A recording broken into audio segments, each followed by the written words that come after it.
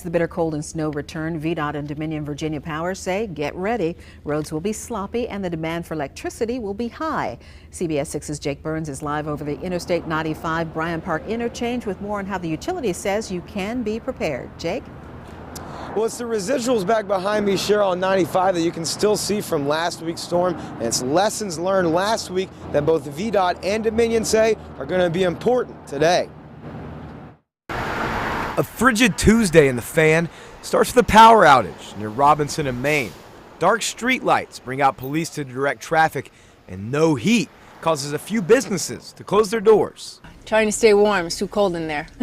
Kathy Shea decided to wait out the lack of heat at her exercise studio by cranking it up in her car. But I'm concerned about my clients, they get here and business and, having your own business. If you don't work, you don't make money.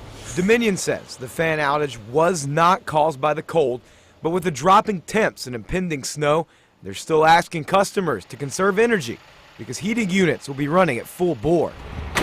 VDOT's ramping up for round 2 of wintry weather as well.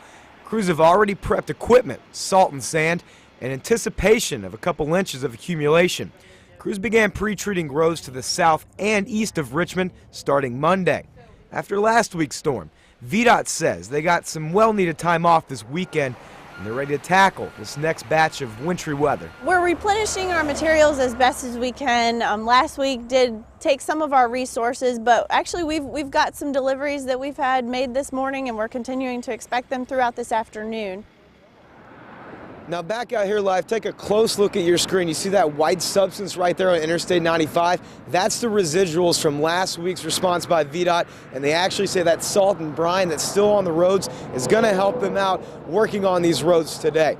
Cheryl, I want to send it back to you in the studio. All right, thank you, Jake. While we may only get a few inches of snow, for those across the deep south, this is being called a once-in-a-lifetime storm that could bring them a lot of snow. Just ahead, we'll show you how they're getting ready for the deep freeze from Texas to North Carolina.